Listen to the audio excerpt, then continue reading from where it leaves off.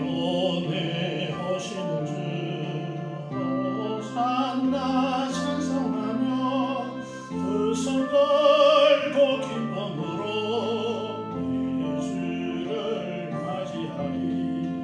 겸손히 나귀 타고 우리 주님 오시는 날 예수를 소리 높여 호산나 찬송하리. 시온에 오시는 주 호산나 찬송하며 종려같이 손에 들고 예수를 맞이하리.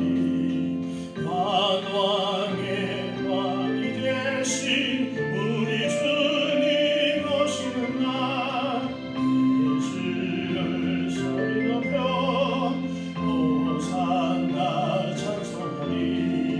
시온에 오시는 주 호산나 찬송하며 모든 백성 노래하며 예수를 맞이하리. 만민의 구주 되신 우리 주님 오시는 날 예수를 경배하며 호산나 찬송하리.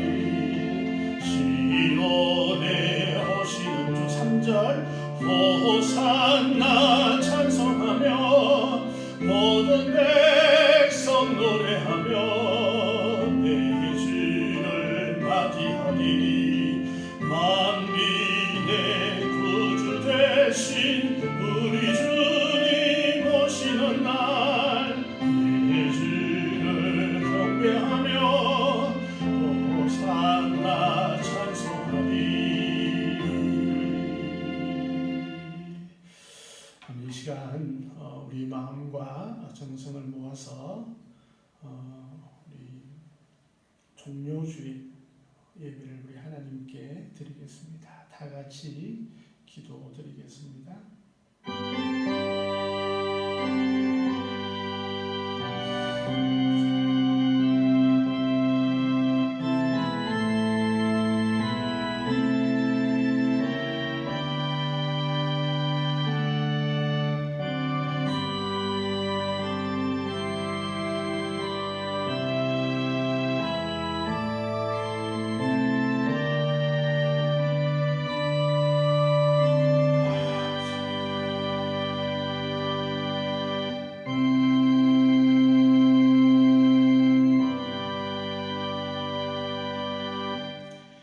호산나 찬송하리로다. 주의 이름으로 오시는 이여 찬송하리로다.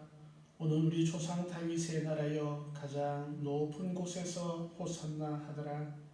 은혜의 주 아버지 하나님, 우리 모든 인류를 살리시기 위해서 이 땅에 오신 우리 주님을 찬양합니다. 고난받으시고 나의 죄를 위해서 십자가에 피 흘리신 주님의 놀란 은혜를 찬양합니다. 이 시간 우리의 마음과 온 정성을 들여 주님께 예배드리오니 우리 예배 가운데 주님께서 함께하여 주시고 은혜를 허락하여 주시옵소서. 하늘의 평강을 허락하여 주시며 코로나19로 인하여서 힘들어하고 어려워하고 있는 모든 이들에게 주님의 은혜를 허락하여 주옵소서. 이 시간 주의 성령께서 함께하여 주셔서 종료주일 예배를 온전히 하나님께 영광 돌릴 수 있도록 하나님 인도하여 주옵소서. 감사드리오며 예수님 이름으로 기도드리옵나이다. 아멘. 찬송가 81장 찬양 드리겠습니다. 찬송가 81장입니다.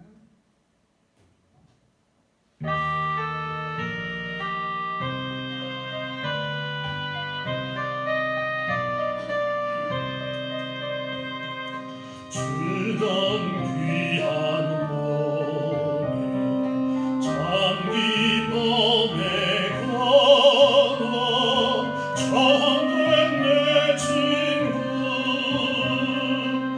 밝아간 내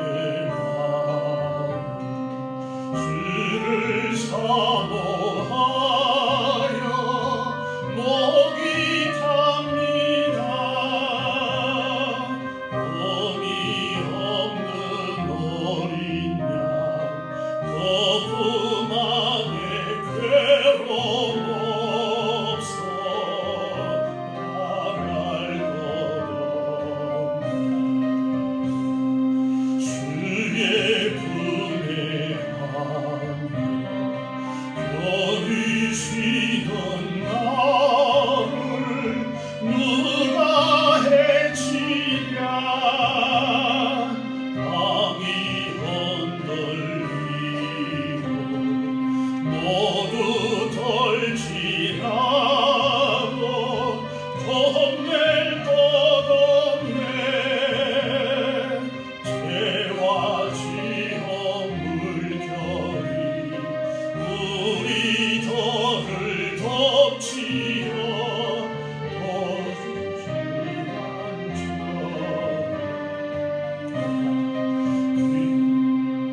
기쁨의 주 예수 우리 함께하니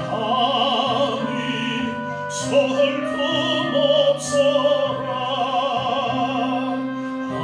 하나님의 자녀 폭풍 속에서도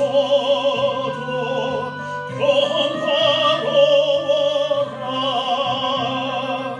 무슨 일을 만나도 주 안에는 기쁨이 있네. 주는 나의 보배.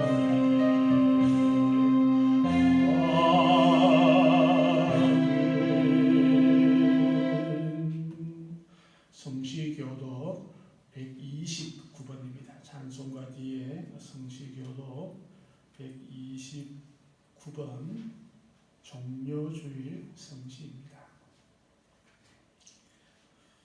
성시교도 129번 종료주일입니다.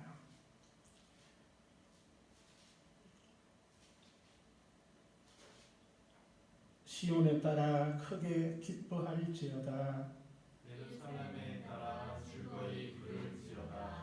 보라, 내 왕이 내게 임하시나니 그는 공의로우시며 구원을 베푸시며 겸손하여서 나귀를 타시나니 나귀의 작은 것 곧 나귀 새끼니라. 내가 에브라임의 병거와 예루살렘의 말을 끊겠고 전쟁하는 팔도 끊으리니 그가 이방 사람에게 화평을 전할 것이요 그의 통치는 바다에서 바다까지 이르고 유브라데 강에서 땅 끝까지 이르리라. 앞에서 가고 뒤에서 따르는 무리가 소리 높여 이르되 호산나 다시의 자손이여 찬송하리로다. 주의 이름으로 오시는 이여 가장 높은 곳에서 호산나 하더라. 아멘. 사도신경으로 신앙을 고백하겠습니다. 나는 전능하신 아버지 하나님 천지의 창조주를 믿습니다. 나는 그의 유일하신 아들 우리 주 예수 그리스도를 믿습니다.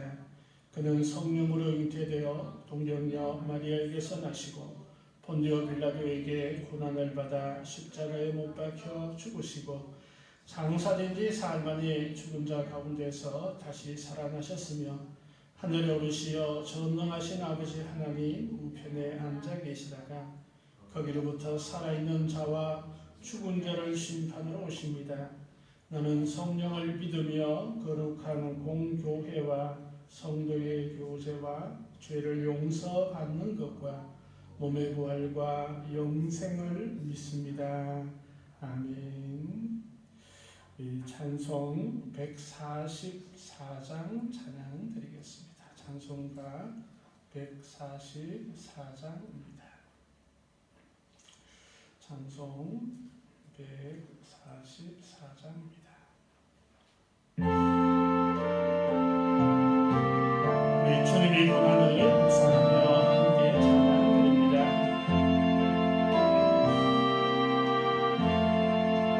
예수 나를 위하여 십자가를 질 때 세상 죄를 지시고 거처당하셨네.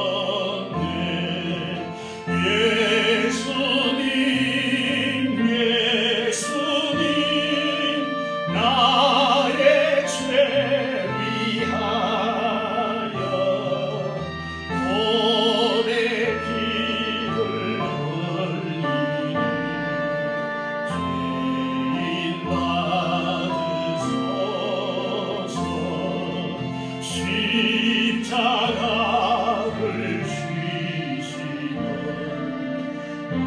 무슨 죄가 있나 저 무시한 사람들 메시아 주였네. 예수님 나의 죄 위하여 몸에 피를 흘리니 죄인 받으소서. 비와 같이 붉은 죄 없느니가 없네. 십자가의 공로로 눈과 같이 되네.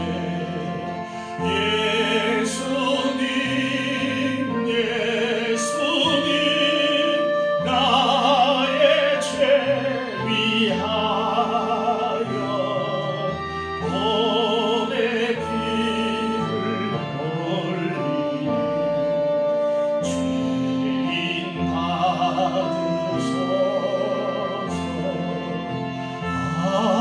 아름답다 예수여 나의 좋은 친구. 예수 공로하니며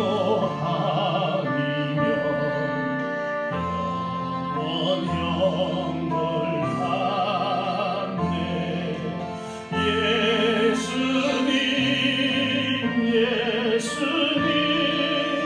나의 죄 위하여 몸에 피를 흘리니 우리 3절 다 찬양드리겠습니다. 비와 같이 붉은 죄 없느니가 없네. 십자가의 공로로 눈과 같이 되네. 예수님 나의 죄 위하여 몸에 피를 흘리니 죄인 받으소서. 아름답다 예수여 나의 좋은 친구. 예수 공로하니며 영원 갖네. 예수님 나의 죄 위하여 몸에 피를 흘리니 죄인 받으소서. 예수님 나의 죄 위하여 몸에 피를 흘리니 죄인 받으소서.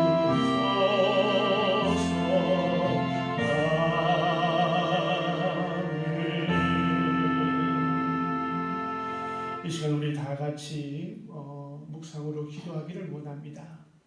우리의 죄를 주님 앞에 자복하고 또 주님의 고난을 묵상하며 주님 은혜 가운데 거할 수 있는 우리의 삶이 되게 하옵소서. 우리 함께 기도드리겠습니다.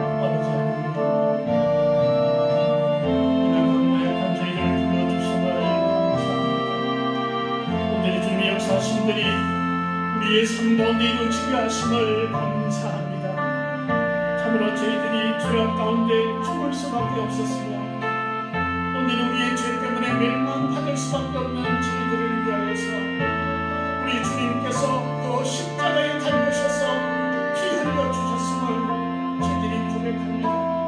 주님의 그 놀라운 사랑과 은혜가 아니었다면 저희들이 이 자리에 설 수도 없었고 주님 앞에 나아갈 수도 없었으며 영원한 생명을 소유하지 못했음을 고백하오니 오늘 주님의 그 놀라운 은혜가 우리의 삶 가운데 넘쳐날 수 있도록 하나님 도와주시고 인도하여 주시옵소서. 아버지 하나님 그 함께해 주셔서 우리의 삶은 일이 주님을 향할 수 있도록 귀한 생명 가운데 함께해 주시고 은혜 위에 은혜를 더하여 주시며 오늘이 주님 닮아가는 저희들 되어줄 수 있도록 하나님 도와주시옵소서. 주님처럼 하나님의 세상을 향해 나아가게 희생하며 주님 도와주시고 주의 성령께서 역사하여 주시옵소서. 우리의 가족을 주님께서 붙들어주시며 주님의 몸된 교회를 주님께서 지켜주시고 구원케 하시고 놀라운 은혜의 역사로 함께하여 주시옵소서. 하나님의 세계 방방곡곡에서 정말 전가는 수많은 신령들 위해서 생명을 주님은 국민을 하셔서 또한 그런 문화에서 어렵고 힘들어하고 있는 모든 이들에게 주님의 놀라운 은혜를 허락하여 주시옵소서. 성전에 나오지 못하고 이 예배 장소에 나오지 못하여 안타까워하는 신령들도 있사오니 각 처소에서 주님께 영광 돌릴 때에 하나님께서 함께해 주시고 은혜 위에 은혜를 더하여 주시옵소서. 이 대만의 검찰 신도사님과 그 가족과 사역에도 주님께서 함께하여 주옵소서. 오늘의 주님께서 이 시간 함께하시고 예배의 모든 신령 가운데 하늘의 복을 허락하여 주시옵소서. 주님께서 역사하여 주시옵소서. 우리 신령의 말씀으로 잘 수 있도록 하나님 도와주옵소서.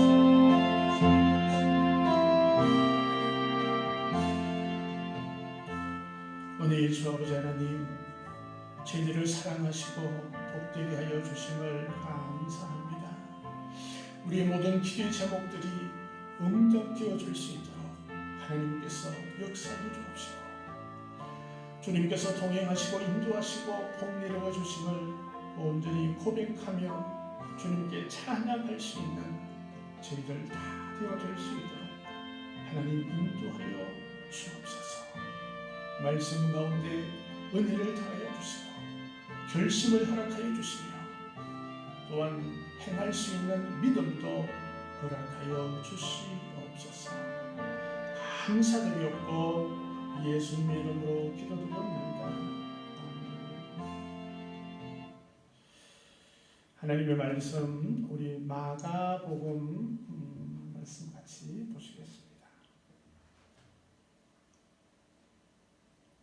신약성경 마가복음 11장 1절에서 11절 말씀입니다. 신약 제가 가지고 있는 성경책은 73쪽입니다. 마가복음 11장 1절에서 11절 말씀을 제가 공독해 드리겠습니다. 그들이 예루살렘 가까이 와서 감난산 벳가베와 베다니에 이르렀을 때에 예수께서 제자 중 둘을 보내시며 이르시되 너희는 맞은편 마을로 가라. 그리로 들어가면 곧 아직 아무도 타보지 않는 나귀 새끼가 매여 있는 것을 보리니 풀어 끌고 오라. 만일 누가 너희에게 왜 이렇게 하느냐 묻거든 주가 쓰시겠다 하라. 그리하면 즉시 이리로 보내리라 하시니 제자들이 가서 본즉 나귀 새끼가 문 앞 거리에 매여 있는지라. 그것을 푸니 거기 서 있는 사람 중 어떤 이들이 이르되 나귀 새끼를 풀어 무엇 하려느냐 하매 제자들이 예수께서 이르신 대로 말하며 이에 허락하는지라. 나귀 새끼를 예수께로 끌고 와서 자기들의 겉옷을 그 위에 얹고 놓음에 예수께서 타시니 많은 사람들은 자기들의 겉옷을 또 다른 이들은 들에서 벤 나뭇가지를 길에 펴며 앞에서 가고 뒤에서 따르는 자들이 소리 지르되 호산나 찬송하리로다. 주의 이름으로 오시는 이여 찬송하리로다. 오는 우리 조상 다윗의 나라여 가장 높은 곳에서 호산나 하더라. 예수께서 예루살렘에 이르러 성전에 들어가사 모든 것을 둘러보시고 때가 이미 저물매 12 제자들을 데리시고 베다니에 나가시니라. 아멘. 찬송 142장 찬양드리겠습니다. 찬송가 142장입니다.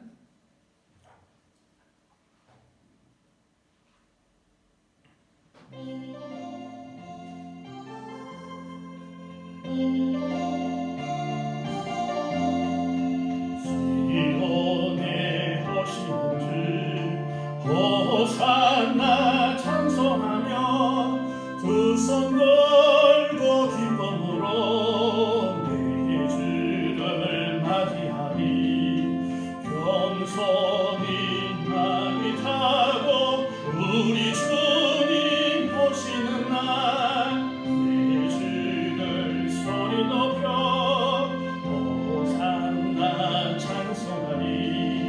시온에 오시는 주 호산나 찬송하며 종려나지 손에 들고 내 주를 맞이하리. 만왕의 왕이 되신 우리 주님 오시는 날 내 주를 소리 높여 호산나 찬송하리. 시온에 오시는 날 호산나 찬송하며 모든 백성 노래하며 내 주를 맞이하리. 만민의 구주 되신 우리 주님 오시는 날 내 주를 찬양하며 호산나 찬송하리. 아멘. 한 번 더 기도드리겠습니다. 하나님 감사합니다. 주님 오심을 찬양하며 주님의 예루살렘 입성을 기뻐하였던 온 백성의 소리가 우리의 음성이 되어지게 하시고 이 시간 낙이 타신 우리 예수님을 온전히 바라볼 수 있는 그리고 닮아갈 수 있는 저희들 되어지게 하여 주옵소서. 말씀 가운데 함께 하시고 성령께서 은혜를 더하여 주옵소서. 감사드리며 예수님 이름으로 기도드리옵나이다. 아멘. 할렐루야. 반갑습니다. 잘 지내셨죠? 오늘은 나귀 새끼를 타신 예수님이라는 말씀으로 하나님 말씀 같이 은혜를 나누고자 합니다. 오늘은 교회 이름으로 종려주일이라고 합니다. 그래서 또 내일부터는 부활절까지가 고난주간이 되어집니다. 예수님께서 십자가에 달리시기 전 일주일을 고난주간, 또 예수님께서 십자가에 달리시기 위해서 예루살렘으로 올라가셨는데 그때 많은 사람들이 종려나무 가지를 예수님 앞에 깔기도 하고 흔들기도 하면서 예수님을 환영했다. 그런 날을 기념하는 날을 종려주일이라고 우리가 기념하면서 또 하나님께 영광을 돌리고 있습니다. 오늘 말씀해 보니까 예수님께서 예루살렘 근처에 있는, 예루살렘에서 약 한 2km 정도 떨어져 있는 벳바게와 베다니 마을에 오셨다라고 그렇게 말씀을 하고 있습니다. 예수님께서 이곳에 오셔서 이제 곧 이제 감난산을 이제 넘어가면 감난산을 해봐야 우리처럼 백두산처럼 높은 산은 아니니까 그래 바로 예루살렘에 등장을 하게 됩니다. 예수님께서 이곳에 오셔서 제자 둘을 불렀습니다. 그리고 제자 둘에게 이렇게 얘기합니다. 맞은편 마을로 가봐라. 그러면 아직 아무도 타보지 않는 나귀 새끼가 매여 있을 것이다. 그리고 그것을 나에게 끌고 오라 라고 그렇게 말씀을 하셨습니다. 어떻게 보면 도둑질 같아, 그죠? 예수님께서 그런 명령을 그냥 내리실 분이 아닌데, 그때 예수님께서 한마디 더 하십니다. 아마 근심하고 있는 제자들을 아마 마음을 아셨던 것 같아요. 만약에 누가 왜 이렇게 하느냐라고 묻거든, 주께서 서시겠다, 주가 서시겠다 그렇게 얘기를 하면 그 사람들이 나귀를 이쪽으로 보내줄 것이다 라고 그렇게 말씀을 하십니다. 그러고 난 다음에 예수님께 말씀을 들었던 이 제자들이 건너마을로 가보게 됩니다. 진짜 가봤더니 이 나귀 새끼가 있는 거예요. 와, 예수님은 안 봐도 다 아시죠, 그죠? 안 봐도 다 알고 계세요. 나귀 새끼가 다 있는 거예요. 이 나귀가 있구나. 예수님께서 하신 말씀이 그대로군. 그래서 묶여있는 이 나귀를 풀게 됩니다.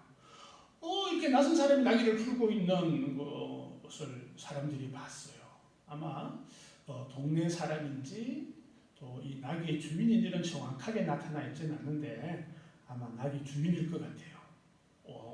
그것을 풀고 있는, 왜 당신은 그 나귀를 풀고 있느냐라고, 혹시 도둑놈이 아니냐 이런 투로 아마 그에게 물었을 것입니다.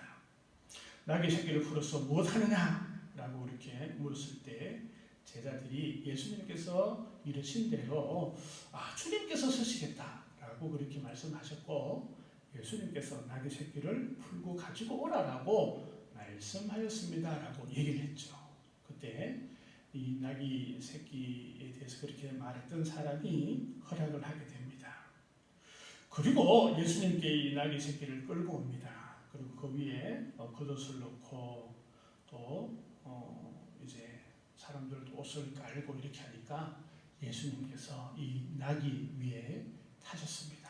나귀 새끼 위에 타신 것이죠.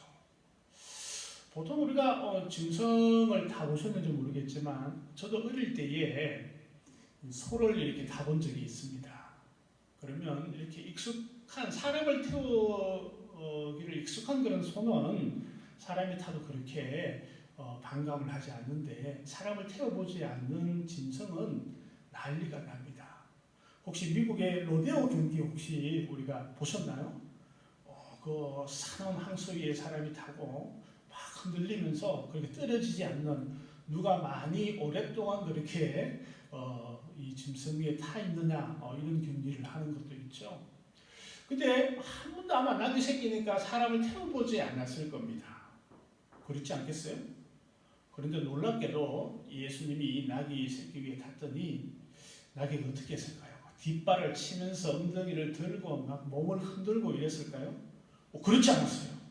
그렇지 않고 예수님을 태웠습니다. 그리고 예수님이 이리야 하니까 이 나귀 새끼는, 아마 나귀 새끼니까 아마 힘도 그렇게 많지 않았을 것 같아요. 예수님이 아마 날씬하셨을 것 같은데, 그럼에도 불구하고 예수님이 장정이시라는 거죠. 몸무게가 70kg 나가셨을까? 70kg는 안 됐었다고 우리가 생각을 하고, 잘 봐줘서 한 68kg 나가셨지 않을까 우리가 추측을 한번 해보십시다.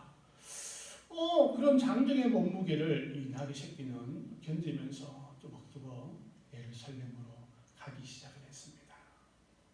오르막도 있고요, 내리막도 있고요. 때로는 거기에 바위도 많이 있잖아요, 그죠? 바위길 사이로 나귀는 예수님을 태우고 가기 시작을 했습니다.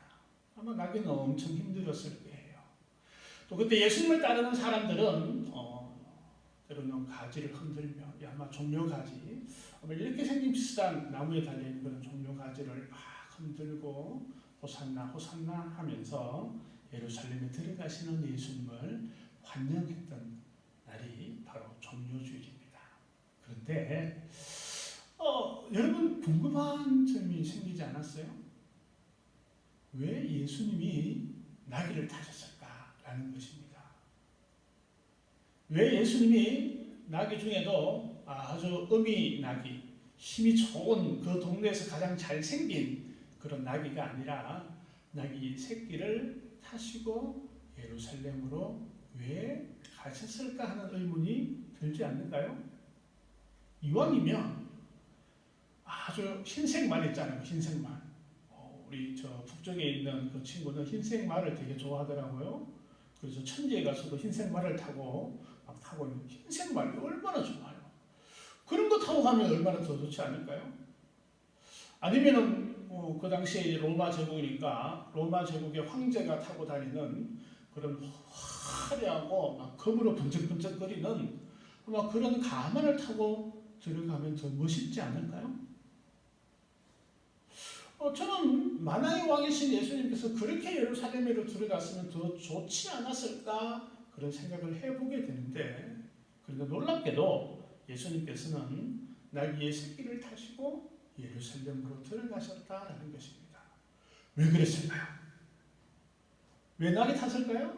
우리가 오늘 그 말씀들을 보면서 예수님의 뜻을 헤아리고 나귀를 타신 예수님의 그 모습들을 우리가 좀 더 본받을 수 있는 그런 시간이 되었으면 좋겠습니다. 예수님께서 나귀를 타셨던 첫 번째 이유는 바로 말씀을 이루려고 나귀의 새끼를 타셨다라는 것입니다. 예수님의 모든 행적은 말씀의 일원이 되어져 있습니다. 구약 성경 스가랴라는 성경 9장 9절에 보면 이런 말씀이 있습니다. 제가 한번 읽어보겠습니다. 시온에 따라 크게 기뻐할지어다. 예루살렘에 따라 즐거이 부를지어다. 보라, 내 왕이 내게서 임하시나니 그는 공의로우시며 구원을 베푸시며 겸손하여서 나귀를 타시나니 나귀의 작은 것 곧 나귀 새끼니라. 아멘. 스가랴에 있는 말씀입니다. 이 말씀은 메시아에 대한 스가랴 선지자의 예언의 말씀이고, 메시아가 오실 때에 그분은 나귀의 작은 것, 곧 나귀 새끼를 타실 것이다 라고 예언을 하신 것이었습니다. 예수님께서는 그 말씀을 이루시기 위해서 예수님께서는 메시아 되심을 선포하고 제자들에게 또한 예수님을 따르는 사람들에게 메시아 되심을 말씀하기 위해서 그 말씀을 그들에게 보여주고 가르쳐 주기 위해서 예수님께서는 나귀의 새끼를 타신 것입니다. 스가랴의 말씀들이 온전히 이루시기 위해서 예수님께서는 나귀의 새끼를 타고 예루살렘으로 들어가셨다라는 것입니다. 예수님의 삶은 말씀을 이루는 삶이었습니다. 예수님이 그냥 기분 내키는 대로 아니면 뭐 상황에 따라서 아니면 어떤 일들이 생김에 따라서 행하신 것이 아니라 모든 것은 말씀을 이루시기 위한 그런 행위였다라는 것을 알아야 할 것입니다. 이왕이면 우리도 말씀대로 살아갈 수 있는 우리가 되었으면 좋겠습니다. 두 번째는 나귀의 새끼를 타신 것은 예수님의 전지전능의 예수님이심을 보여주셨다라는 것입니다.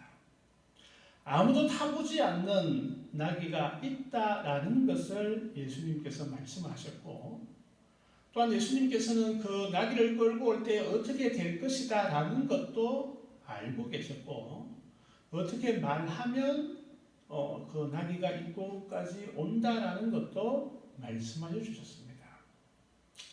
우리 인간들은 5초 후에 일어날 일들도 알지 못합니다. 아는 사람 있나요? 없어요. 그런데 예수님은 5분 후, 5시간 후, 아니면 5일 후, 50년 후의 그런 일들도 예수님께서는 알고 계시고 또한 모든 것을 가능케 하시는 분임을 말씀하고 있는 것입니다. 나귀의 새끼가 참으로 고분고분 예수님을 태우고 그렇게 들어갈 수 있었던 것도 예수님의 전능하심들을 보여주는 거예요. 대단하지 않습니까?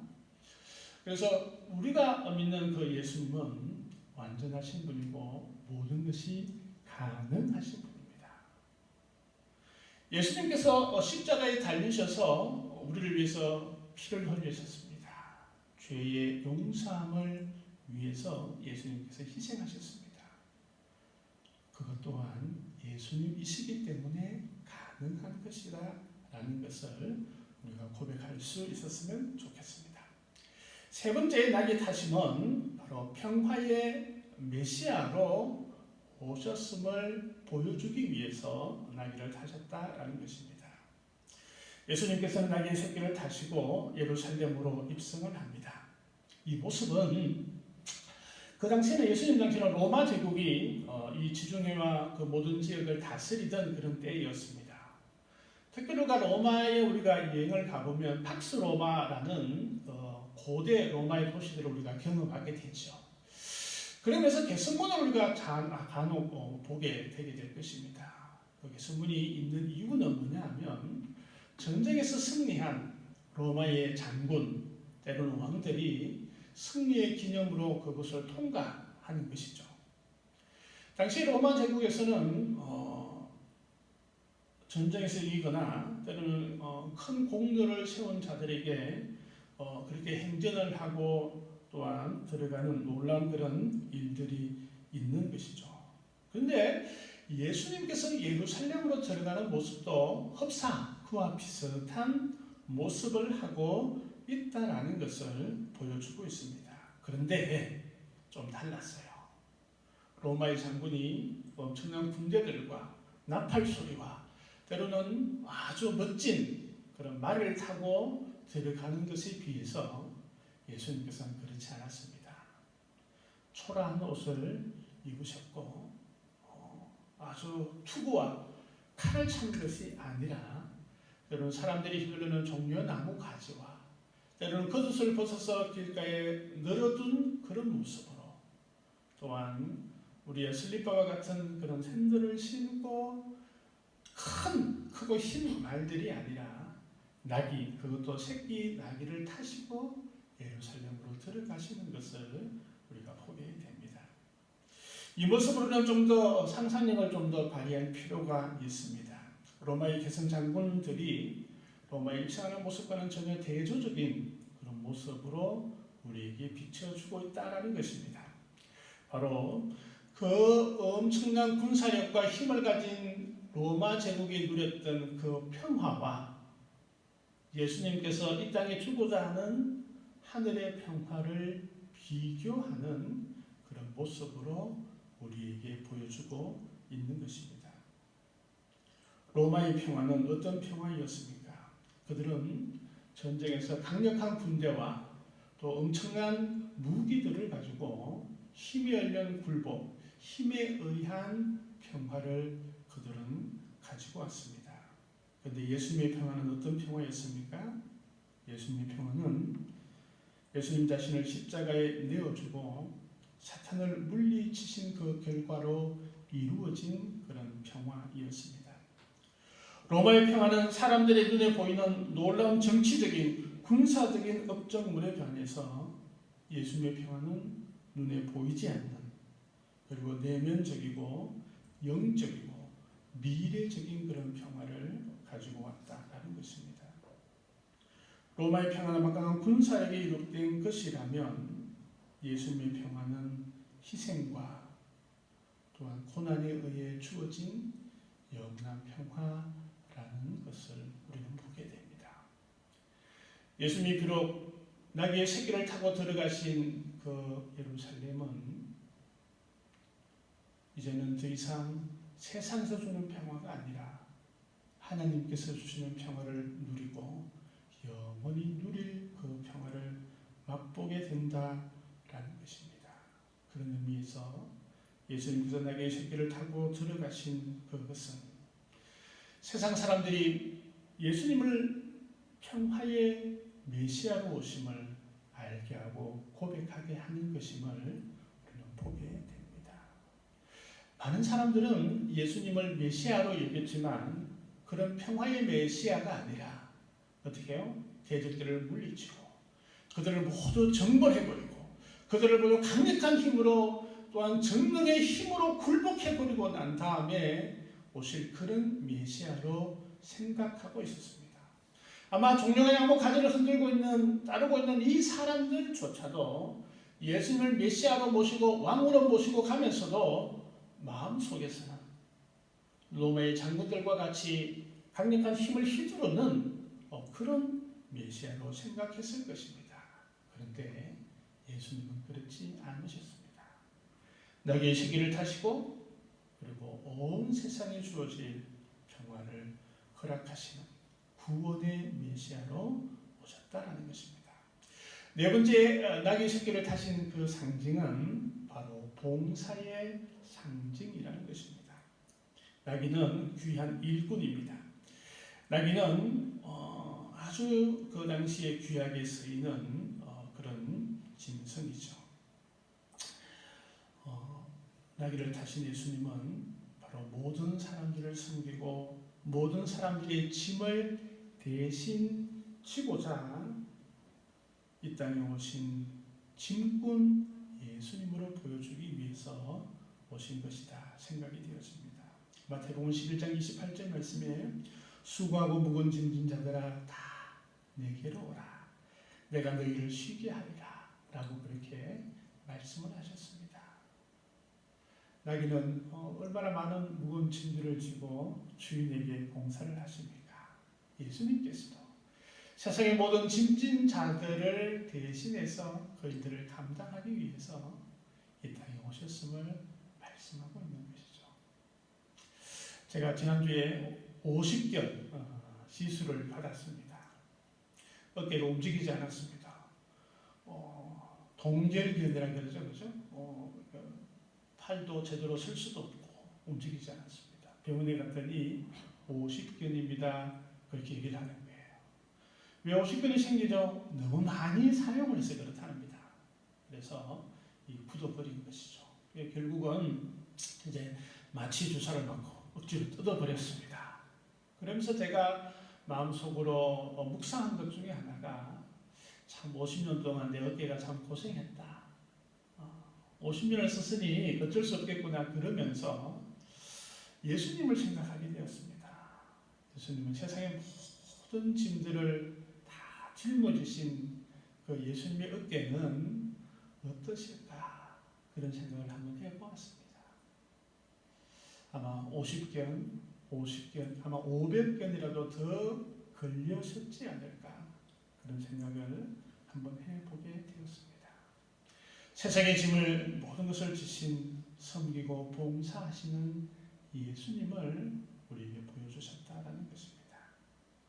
다섯 번째는 아무도 타보지 않는 나귀의 새끼는 거룩함의 상징이라는 것입니다. 이야기는 말이 아니라 나귀를 탔다라고 치고 그러면 나귀 중에서도 좀 힘이 좋은 놈, 열심히 일을 잘하는 놈, 또 숙달된 사람을 잘 태울 수 있는 그런 나귀를 타면 얼마나 좋겠습니까? 그런데 예수님은 그런 나귀를 타지 않으시고 새끼 나귀를 타셨습니다.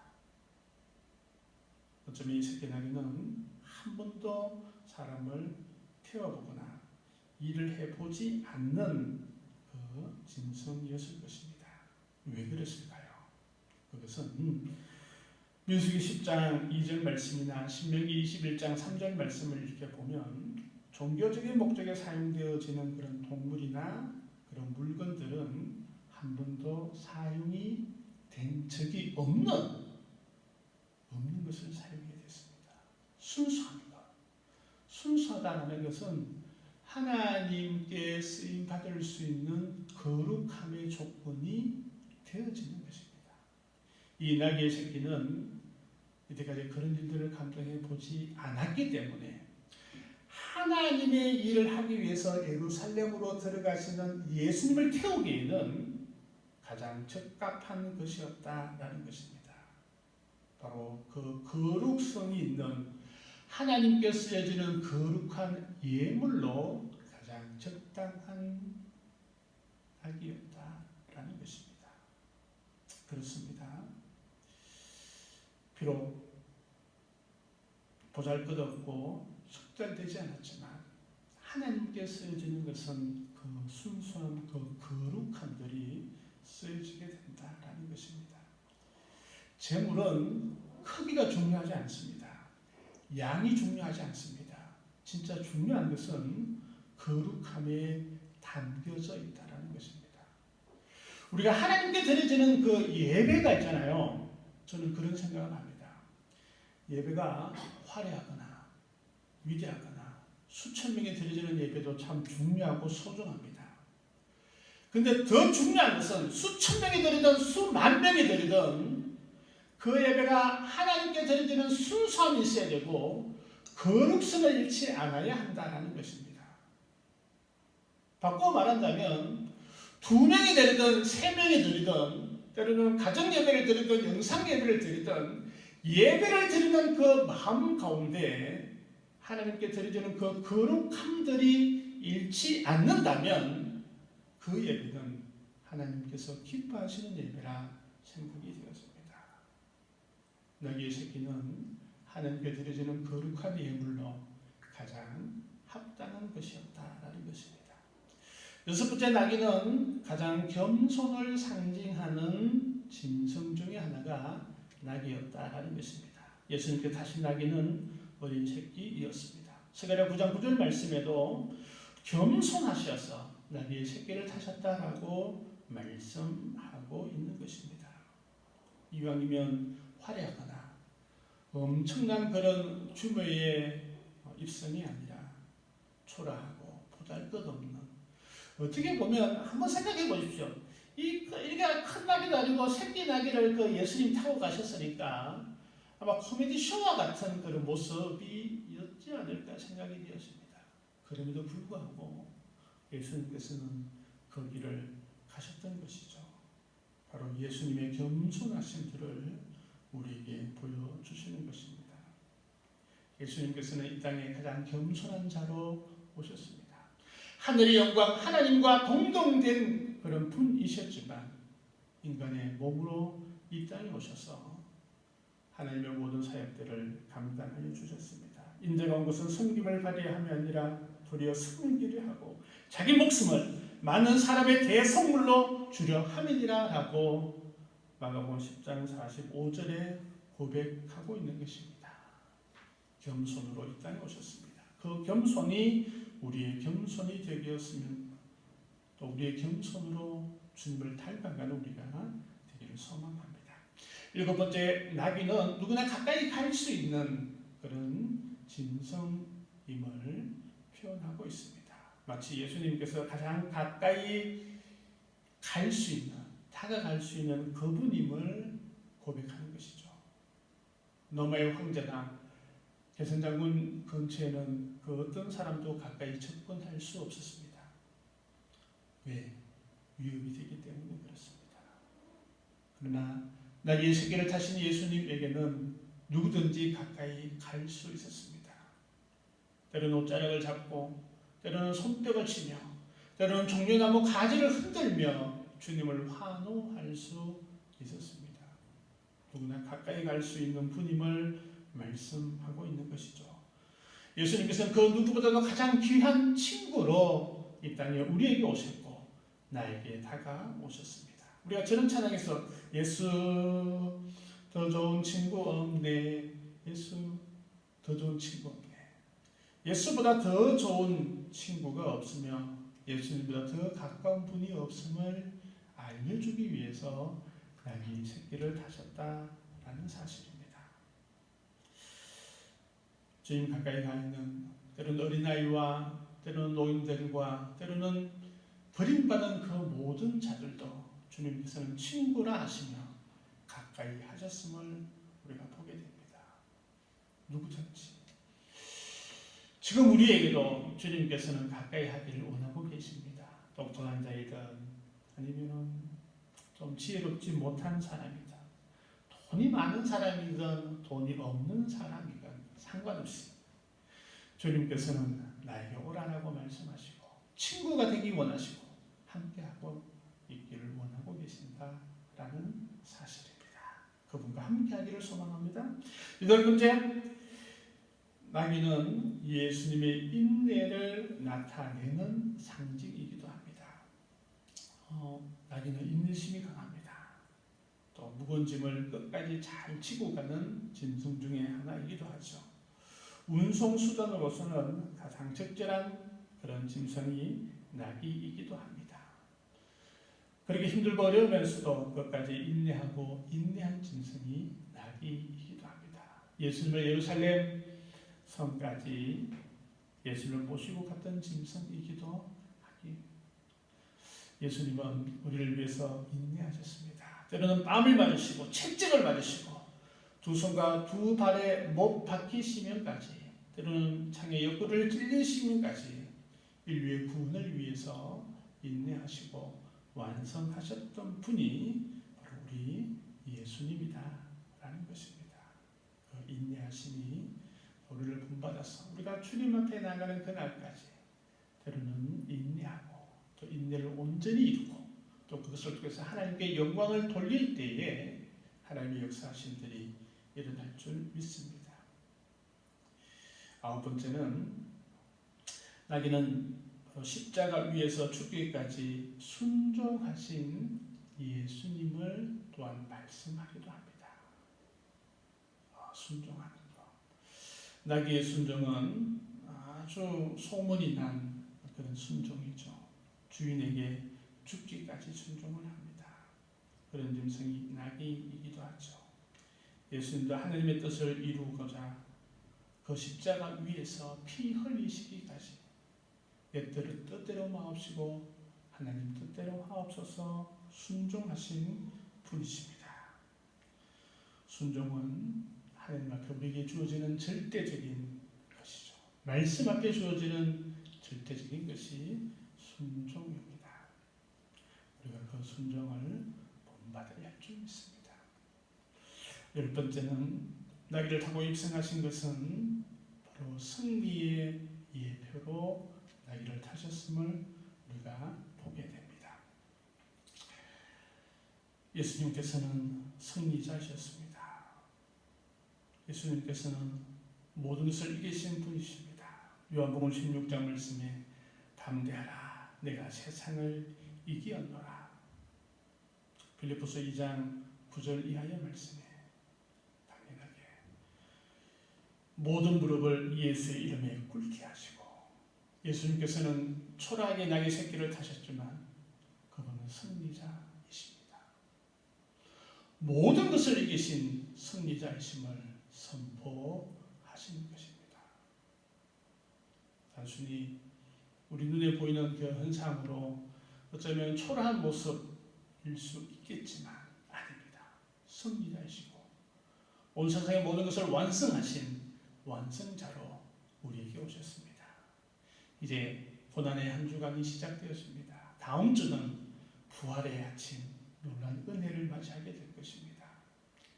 나귀의 새끼를 타신 그 예수님의 모습들이 우리의 모습이 되고, 또한 한 주 동안 그것을 묵상하며 주님 닮아갈 수 있는 그런 우리 모두가 되기를 간절히 소망합니다. 은혜의 주 아버지 하나님 감사합니다. 어린 나귀의 새끼를 타신 예수님을 찬양합니다. 말씀을 이루시기 위해서, 또한 우리에게 거룩한 주님의 됨을 보여주기 위해서, 때로는 순종의 그 모습을 보여주기 위해서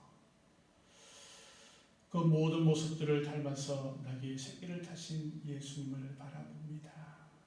하나님, 우리가 예수님 닮아가는 저희들 되게 하시고 온전히 주님을 믿고 의지하는, 그래서 부활의 아침을 맞이하는 우리의 심령 가운데 승리의 입성이 있는 귀한 저희들 되게 하옵소서.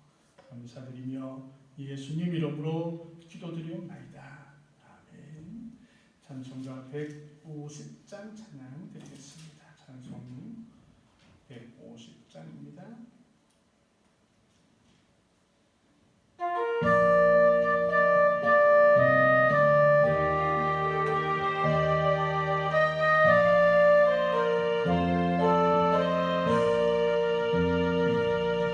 갈보리 산 위에 십자가 섰으니 주가 고난을 당함도다.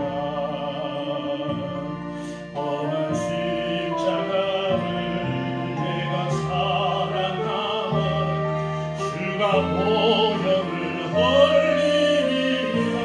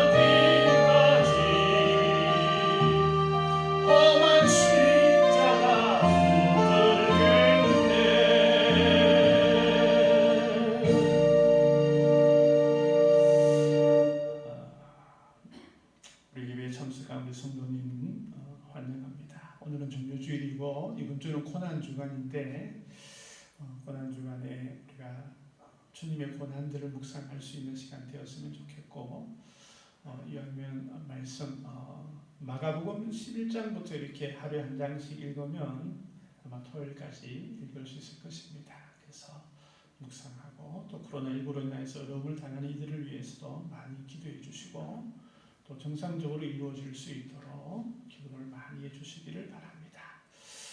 우리 귀한 예물 위해서 기도하고 축도함으로 예배를 마치겠습니다. 은혜의 주 아버지 하나님 감사합니다. 주님께서 저희들을 사랑하시고 은혜를 다하여 주심을 감사합니다. 주님 은혜 감사합니다. 범사에 감사합니다. 귀한 감사의 예물 드리오니 하나님께서 또한 더 많은 기쁨이 있게 하시고 감사가 있게 하여 주옵소서.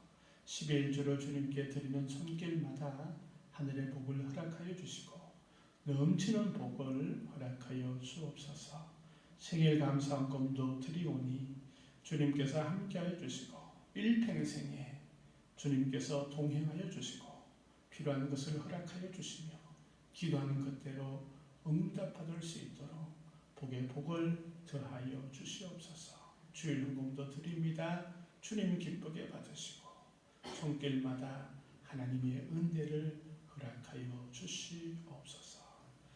지금은 나를 구원하여 주시기 위해서 십자가에 피 흘리신 예수님의 그 크신 사랑과 우리의 모든 삶을 복되게 하시고 은혜롭게 하시는 하나님의 놀라운 은혜와 하루하루의 삶 가운데 지혜를 허락하여 주시고 동행하여 주시는 우리 성령님의 역사하심이 영원토록 계속되어지길 간절히 축원하옵나이다.